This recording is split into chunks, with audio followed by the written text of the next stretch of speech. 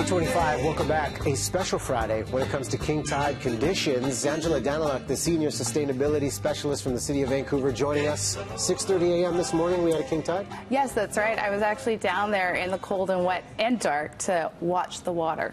A lot has been changing in king tide conditions. Tell us about what essentially they are and why at this point of the year we experience them. Right, so king tides are regular predicted extreme high tides that occur a couple times a year, but in November, December, and January, they're the highest.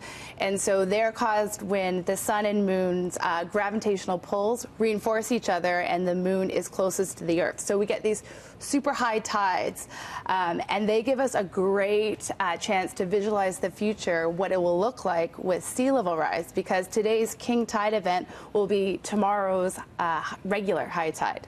There's a lot of factors to consider and planning as well. I mean, laying out sandbags of what we saw last year. What kind of, is there serious damage being done just yet? Or is this something to look at to avoid these intense tides in future years? Right, so a little bit of both. So Vancouver is vulnerable to winter flooding because of a king tide event and a major storm.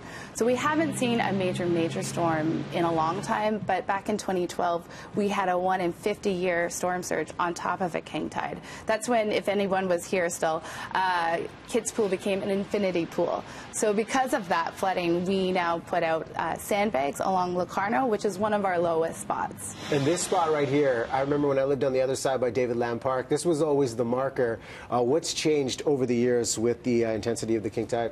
Yeah, so I mean, the king tides have stayed pretty normal, but it's the storm surge that when you layer on top of it, that's when you get the extra flooding. So the foot of David Lamb Park, when it was redesigned back in the day, it was designed to accommodate some flooding, and so that's what you see around this time of year when that lower footpath is flooded. And what is the city doing to change, or I guess combat these rising sea levels? Yeah, I mean, the city is a leader in mitigating its greenhouse gases and switching to renewable energy, but we're also planning for the future because there are some climate impacts that we won't be able to avoid.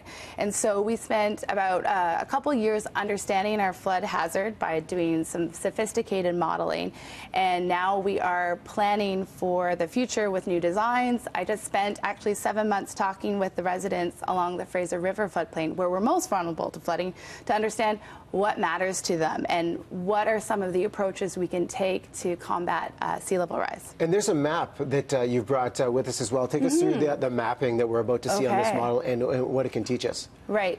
So the map basically shows Vancouver today and Vancouver tomorrow in 2100 with 1 meter of sea level rise and a major storm. Those areas in blue are the areas that are vulnerable to flooding if we don't adapt to climate change.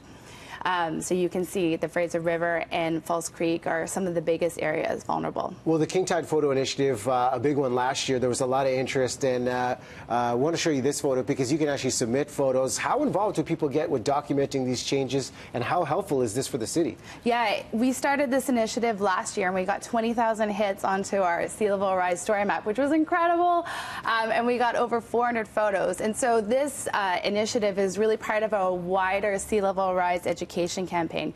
We want to raise the understanding of residents with climate change and sea level rise, and we also want to get more data, and that data can come from their photos. So what will happen is that I'll take those photos and I'll look at them and look at our flood hazard model, and I'll see if they match up, and so that will help me validate and calibrate the actual model. So people can just cruise along the shoreline in the morning this week, snap a photo of the shoreline, and then upload it to vancouver.ca/kingtides. Key days to watch out for in the next week? Yeah, the key days I think are going to be Thursday and Friday, when we're expecting a little bit of a storm surge. But other than that, tomorrow, get up, get early, be at the water's edge at 10 to 8.